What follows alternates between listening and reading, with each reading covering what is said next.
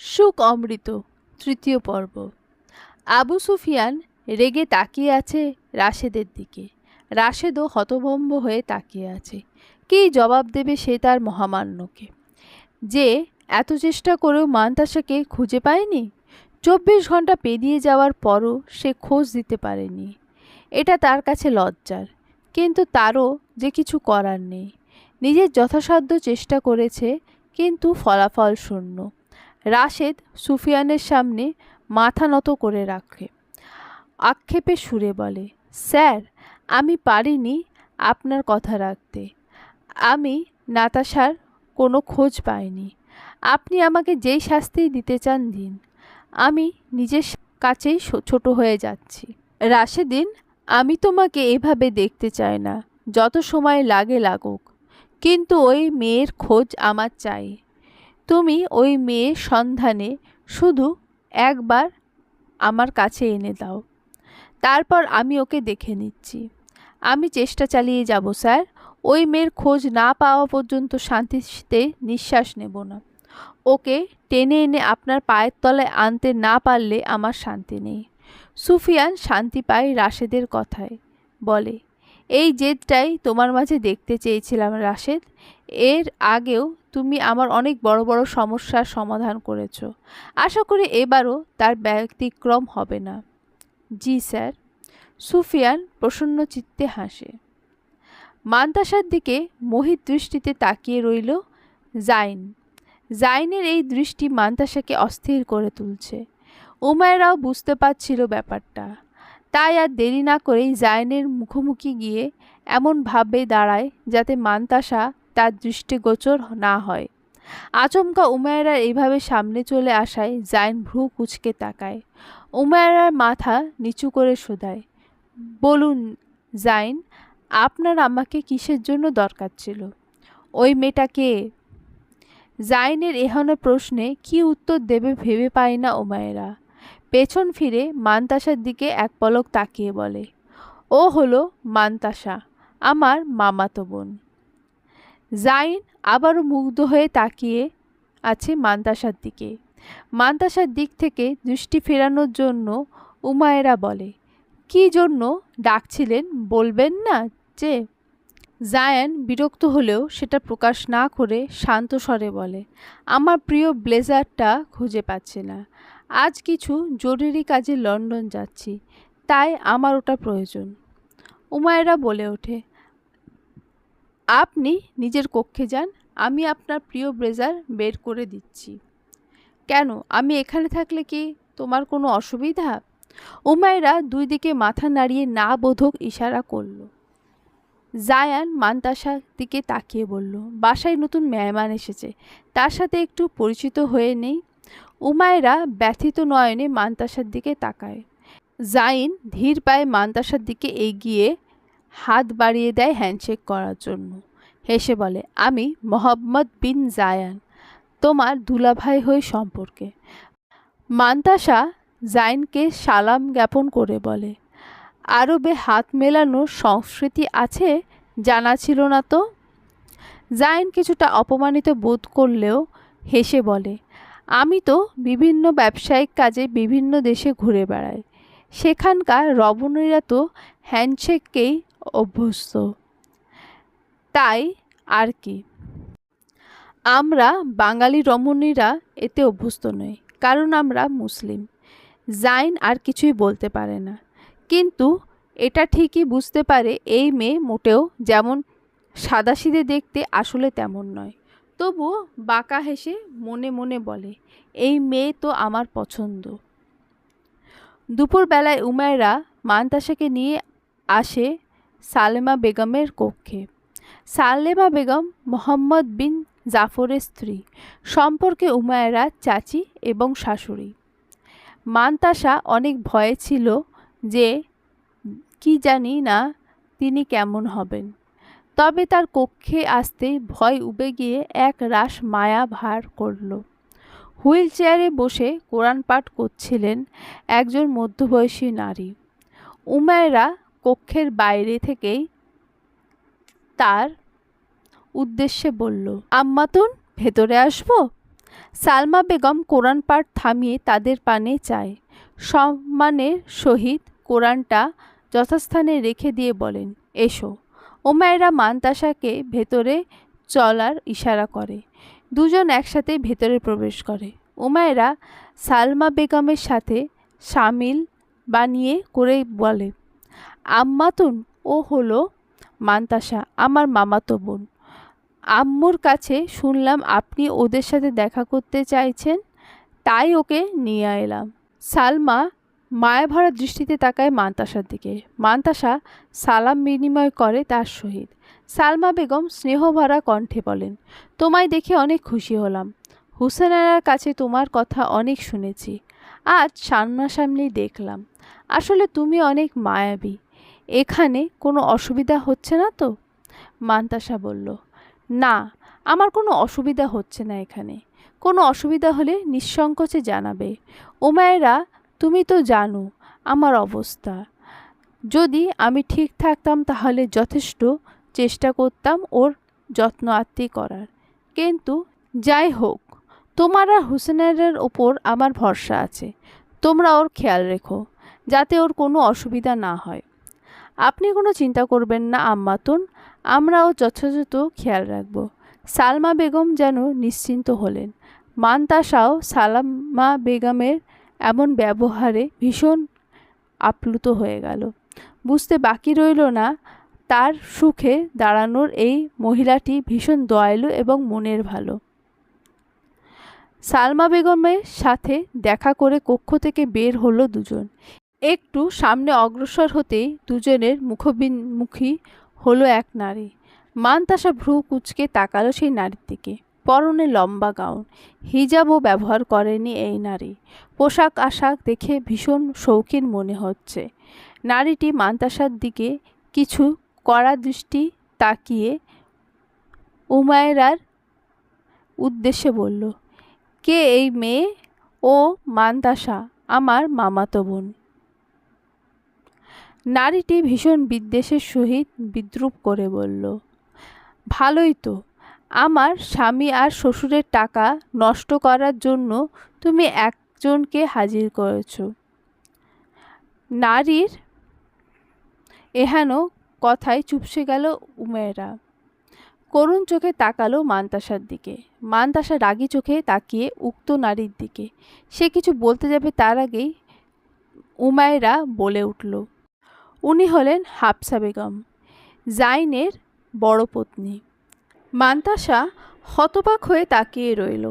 সে জানত যে আরব পুরুষরা সাধারণত বহু বিবাহ করে থাকে।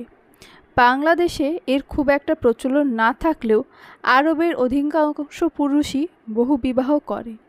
তাই বলে উমায়রা যে এইভাবে কারোর দ্বিতীয় পত্নী হবে সেটা সে স্বপ্নেও ভাবেনি। হঠাৎ করে খুব অভিমান হলো নিজের ফুপা আর ফুপুর ওপর। তারা কিভাবে এমনটা করতে পারল?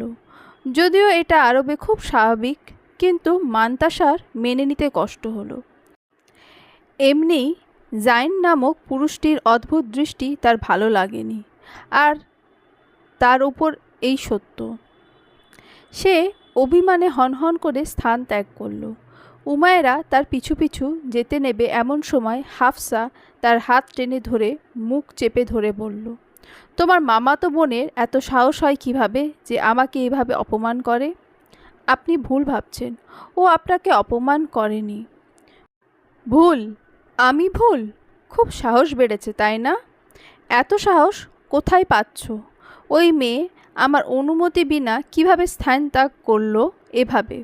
ওকে এই মহলের নিয়ম শিখিয়ে দিও, না হলে বেশি দিন টিকতে পারবে না। বলে হাফসা ধাক্কা দিয়ে উমায়রাকে ফেলে দিল। একটুও করুণা না করে চলে গেল স্তস্ত্র পায়ে।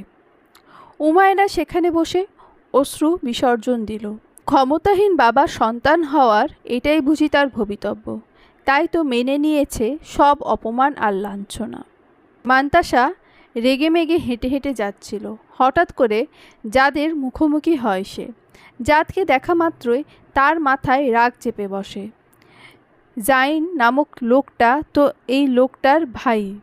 সে একাধিক বিয়ে করেছে, তার মানে ভাইও এই রকমই হবে।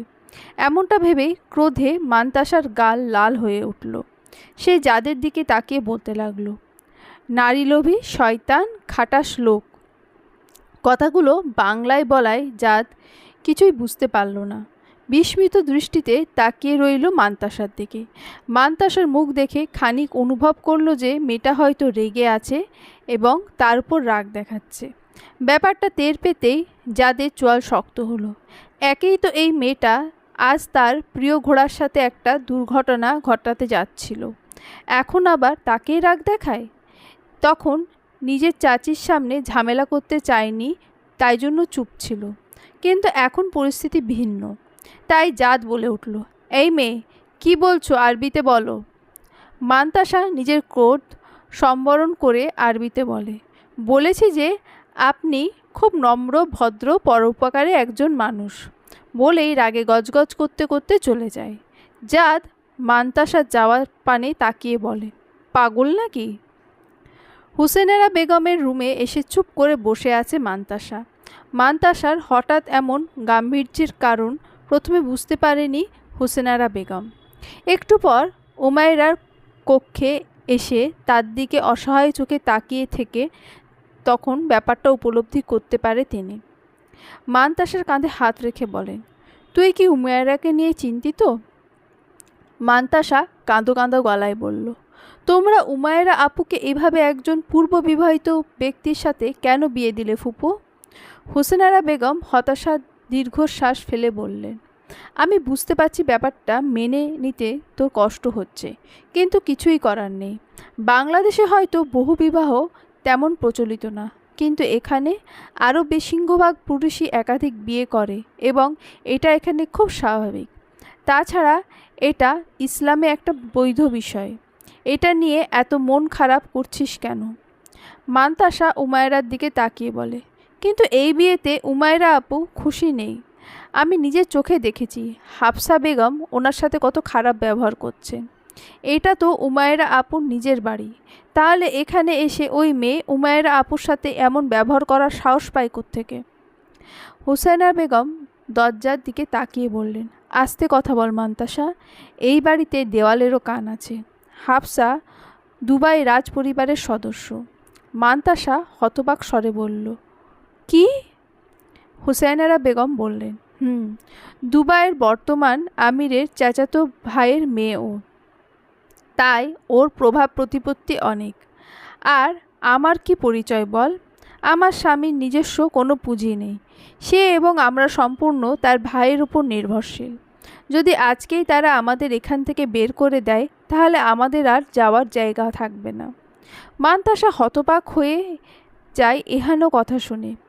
হুসেনেরা বেগম চোখের জল মুছে বলেন, মোহাম্মদ বিন জাফরের ওপর সম্পূর্ণ নির্ভরশীল হওয়ায় আমার স্বামী এবং আমরা সব সময় তাদের আদেশ মানতে বাধ্য।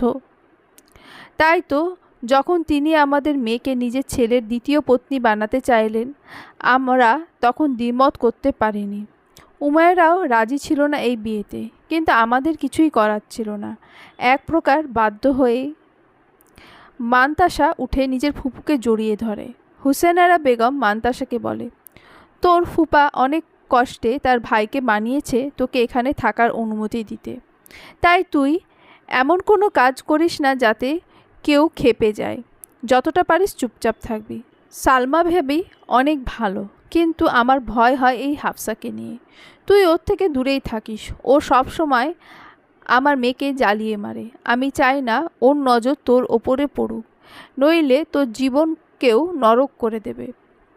মান্তাসার বুক অজানা আশঙ্কায় ধক করে উঠল। সে এখানে এসেছিল একটু শান্তির খোঁজে, কিন্তু অশান্তি যেন তার পিছু ছাড়তেই চাইছে না। মান্তাসা একটা দীর্ঘশ্বাস ফেলে বলল, ভাগ্য আমাকে এ কোন নতুন বিপদের মুখে ফেলল। রাতের খাবার মান্তাসা নিজের কক্ষেই করে নিল। এখন গেস্ট রুমে অবস্থান করছে সে। ঘুমানোর পূর্বে দরজা লাগাতে যাবে এমন সময় এই বাড়ির একজন কর্মচারী এসে তাকে বলে, মহামান্য হাফসা বেগম আপনাই ডেকেছে। আপনি দ্রুত তার কক্ষে উপস্থিত হন। এত রাতে আমি কি করব সেটা তো আমি বলতে পারছি না, কিন্তু উনি আপনাকে যত দ্রুত সম্ভব যেতে বলেছেন। মান্তাসা দুপুরে তার ফুপুর বলা কথাগুলো মনে করে ভাবল হাফসাকে খেপানো তার জন্য ভালো হবে না। এজন্য চুপচাপ পা বাড়ালো হাফসার কক্ষের দিকে। হাফসার কক্ষের কাছে গিয়ে মান্তাসা যা দেখল তাতে তার চোয়াল শক্ত হয়ে এলো। হাফসা নিজের পুরো কক্ষ কোনো কর্মচারীকে নিয়ে নয়, বরঞ্চ উমায়রাকে দিয়েই পরিষ্কার করাচ্ছে। মান্তাসা এগিয়ে এসে প্রতিবাদ করতে নেবে এর পূর্বেই উমায়রা চোখের ইশারায় তাকে চুপ থাকতে বলল। তাই মান্তাসাও আর কিছু বলল না, কিন্তু ক্রোধে তার কান দিয়ে যেন ধোঁয়া বার হওয়ার জোগাড়। হাফসা মান্তাসাকে লক্ষ্য করে বলল, এই তো তুমি এসে গেছো। শোনো, এই বাড়িতে কেউ ফ্রিতে থাকতে পারে না। আমার শ্বশুরমশাইয়ের সাথে কথা হয়েছে, তার সাথে পরামর্শ করে আমি সিদ্ধান্ত নিয়েছি যে তুমি যদি এখানে থাকো তো আমার টুকটাক কাজও তোমায় করে দিতে হবে। মান্তাসা শূন্য দৃষ্টিতে তাকিয়ে রইল। হাফসা একটা ময়লা পানি ভর্তি বালতির দিকে ইশারা করে বলল, এখানে নোংরা পানি আছে, বাইরে গিয়ে এই ময়লার ভাগাড়ে ফেলে এসো। আমি হতবাক হয়ে শুনল মান্তাসা। আগে সে কোনো দিনও এমন কাজ করেনি, না তো কখনো করবে বলে ভেবেছে। হাফসা রাগত স্বরে বলল, তুমি করবে না তো কি আমি করব? যদি এখানে থাকতে চাও তাহলে চুপচাপ যা বলছি তাই করো, না হলে। হাফসা নিজের কথা সম্পূর্ণ করার আগে উমায়রা মান্তাসাকে অনুরোধের সুরে বলল, দয়া করে হাফসা খাতুন, যা বলছে তাই করো। মান্তাসা অন্য সময় হলে প্রতিবাদ করত, কিন্তু এখনও সে এখানে নতুন, তাই শুরুতেই কোনো ঝামেলা করতে চায় না। তবে সব কিছু স্বাভাবিকভাবে মেনে নেওয়া মেয়েও সে নয়, সব কিছু শেষ দেখে ছাড়বে। হাফসার এত বাড়বাড়ন্তর ইতি সে টানবে, মনে মনে শপথ করে নিল। অতঃপর হাফসার দিকে অগ্নিদৃষ্টি নিক্ষেপ করে নোংরার পানি ভর্তি বালতি নিয়ে বাইরের দিকে অগ্রসর হয়। হাফসা বেগম মান্তাসার যাওয়ার দিকে তাকিয়ে ফিচেল হেসে বলে, কিভাবে মানুষকে নিয়ন্ত্রণ করতে হয় সেটা আমি খুব ভালো করেই জানি। ছোটবেলা থেকে রাজমহলের কূটনীতি দেখেই বড় হয়েছি। কিভাবে কৃতিত্ব বিস্তার করতে হবে সেটা আমার থেকে ভালো আর কে জানবে। মান্তাসা বালতি নিয়ে যেতে যেতে হাফসাকে নানা গালমন্দ করতে থাকে। গালমন্দ করতে করতে বলে, নিজেকে যে কি মনে করে জানি না। মান্তাসা এত সহজে সব কিছু মানবে না। এই হাফসা বেগমের সব অহংকার যদি দূর করতে না পারি তাহলে আমার নামও মান্তাসা নয়। ইচ্ছা তো করছে এই সব পানি এভাবে ওনার মাথায় ঢেলে দিই বলে একদম গ্রিলের পাশে এসে দাঁড়িয়ে নিচে পানি ফেলল। কাকতালীয়ভাবে নিচে দাঁড়িয়েছিল জাদ, এবং এই সম্পূর্ণ পানি তার গায়ে পড়ে নোংরা পানির গন্ধে জাদ নাক চেপে ধরে। ওপরে তাকে মান্তাসাকে দেখে ক্ষেপে হুঙ্কার দিয়ে বলে, এসবের মানে কি? মান্তাসা বুঝতে পারে কত বড় সর্বনাশ করে ফেলেছে। জিভ কেটে বলে ওঠে, দুঃখিত, আমি বুঝতে পারিনি। গোসল করে নিন, দুর্গন্ধ দূর হয়ে যাবে। বলেই সে দ্রুত স্থান ত্যাগ করে। মান্তাসা যাওয়ার পরই জাদ বলে, এই মেয়ে কি পাগল নাকি? এদিকে মান্তাসা সম্পূর্ণ পরিষ্কার পানি নিয়ে এসে এবং আবারও ওপর থেকে তা জাদের মাথায় ঢেলে দিয়ে বলে, যান, আপনাকে আবার পরিষ্কার করে দিলাম। জাদ ফুঁসে ওঠে কিছু বলতে যাবে, তার আগেই মান্তাসা আবারও চলে যায়। জাদ ফোঁস করে নিঃশ্বাস ছেড়ে বিড়বিড় করে বলে, আসলেই পাগল। মান্তাসা নিজের জন্য বরাদ্দ গেস্ট রুমে এসে চুপচাপ বসে আছে। গতকাল রাতের হাফসার করা অপমান সে এখনও ভুলে উঠতে পারেনি। মান্তাসা একটুকু ঠিকই বুঝতে পেরেছে হাফসা এখন প্রতিপদে তার পেছনে লেগে থাকবে, তবে মান্তাসাও খুব বাড়াবাড়ি সহ্য করবে না। প্রতিবাদ করতে জানে সে। এসব ভাবনার মাঝেই উমায়রা মান্তাসার কক্ষের বাইরে থেকে বলল, ভেতরে আসবো? মান্তাসা চকিত ফিরে তাকায় উমায়রার দিকে, মিষ্টি হাসি দিয়ে বলে, নিশ্চয়ই। উমায়রা মান্তাসার কক্ষে প্রবেশ করে বিরস মুখে বলে, গতকালের ঘটনার জন্য দুঃখিত। তুমি আমাদের মেহমান, অথচ হাফসা খাতুন তোমার সাথে এমন করল। মান্তাসা সাথে সাথেই বলে, তোমাকে ক্ষমা চাইতে হবে না উমায়রা আপু, ওই হাফসা বেগম তো তোমার ওপরেও কম জুলুম করে না। তুমি একদম চিন্তা করো না, আমি আছি তোমার পাশে। ওই মহিলাকে আমি ঠিক শায়েস্তা করব, দেখে নিও। উমায়রার চেহারায় হঠাৎ আতঙ্ক এসে ভিড় করে। সে বলে ওঠে, একদম না, ভুলেও এমন কিছু করতে যেও না। আবুন অর্থাৎ বাবা অনেক কষ্টে আমুন অর্থাৎ চাচাকে রাজি করিয়েছে তোমাকে এখানে রাখার জন্য। এখন তুমি যদি হাফসা খাতুনের সাথে কিছু করতেও যাও তো বিপদে পড়তে হবে। আমাকে নিয়ে তুমি চিন্তা করো না, আমার কিছুই হবে না।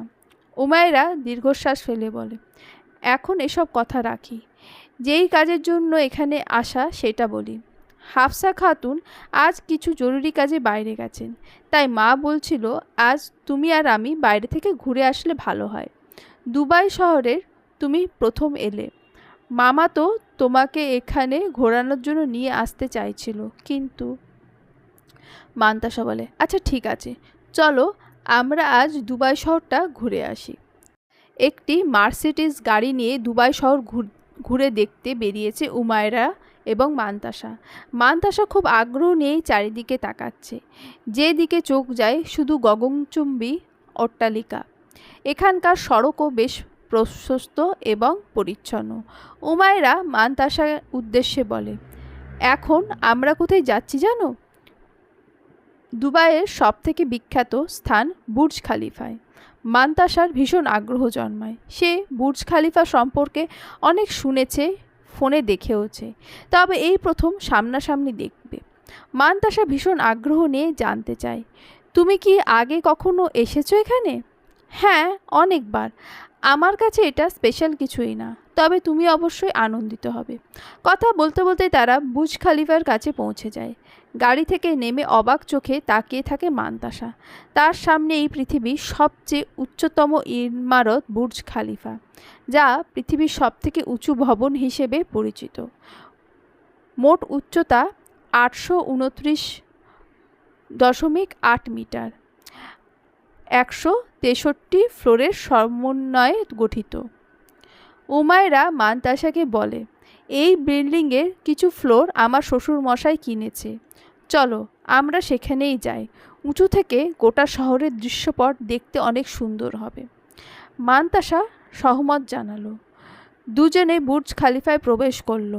অতঃপর লিফটে করে 173 নম্বর ফ্লোরে উঠল দুজনে। অতঃপর একটি রুমে প্রবেশ করলো। এখান থেকে পুরো শহরের দৃশ্য স্পষ্ট বোঝা যাচ্ছে। মান্তাসা মুগ্ধ হয়ে তাকিয়ে রইল। উমায়রা যতটা বলেছিল তার থেকে অনেক বেশি সুন্দর এখানকার দৃশ্য। উমায়রার ফোন হঠাৎ বেজে ওঠায় সে কথা বলতে বলতে বাইরে চলে গেল। মান্তাসা শহরের অন্যদিকে দৃশ্য দেখার জন্য উল্টো দিকের রুমে যাওয়ার কথা ভাবল। যেই ভাবা সেই কাজ। মান্তাসা পাশের রুমটিতে প্রবেশ করলো। রুমটি খোলাই ছিল। ব্যাপারটায় প্রথমে একটু অবাক হলো সে। যাই হোক, রুমে প্রবেশ করে সামনে এগোতে যাবে তখনই বাথরুম থেকে বেরিয়ে এলো জাদ। তার পরনে শুধু একটি টাওয়েল, বাকিটা উদম শরীর। হঠাৎ এমন কিছু ঘটে যাওয়ায় দুজনে অপ্রস্তুত হয়ে পড়ল। মান্তাসা লজ্জা এবং ভয় দুটোই পেল। সে চিৎকার করতে যাবে তার আগে জাদ এসে তার মুখ চেপে ধরে বলল, যদি একটা শব্দ উচ্চারণ করো তাহলে বুর্জ খালিফার ছাদ থেকে তোমায় একদম নিচে ফেলে দেব। মান্তাসা তবুও করতে লাগলো। জাদ রাগে কণ্ঠে বলল, তোমার সমস্যাটা কি? মান্তাসা তার মুখের ওপর থাকা জাদের হাতের দিকে ইশারা করতেই জাদ হাত সরিয়ে নিল।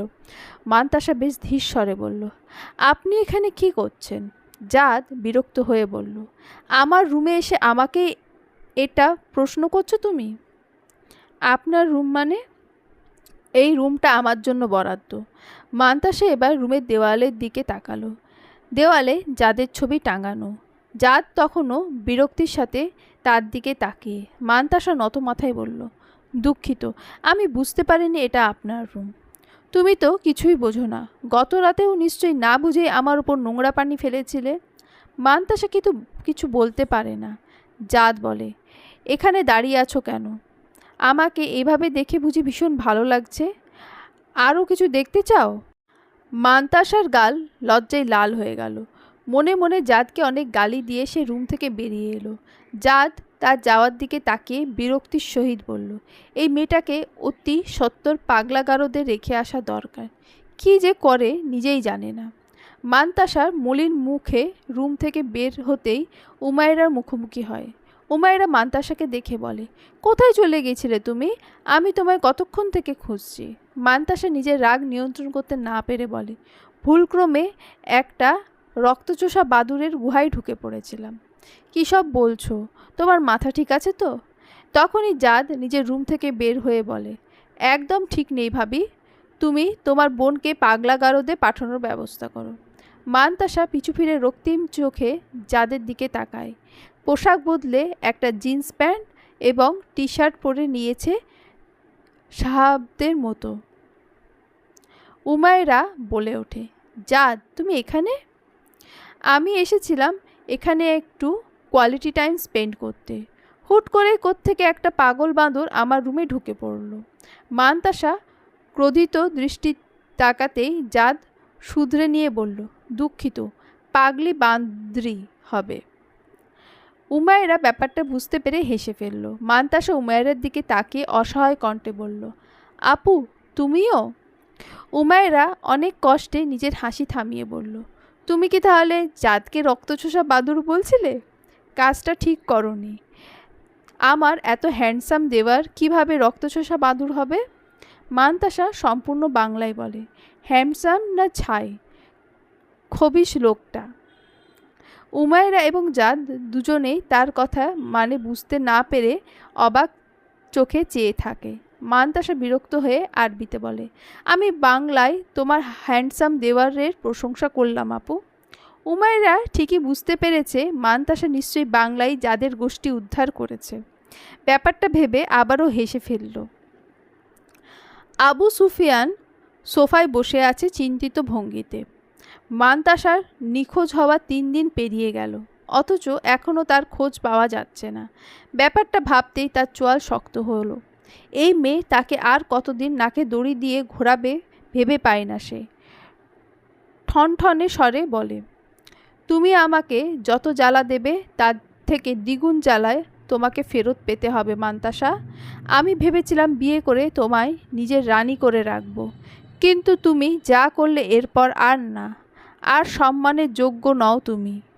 এবার তোমার খোঁজ পেলে আজীবনের জন্য নিজের রক্ষিতা বানিয়ে রাখব। চলবে।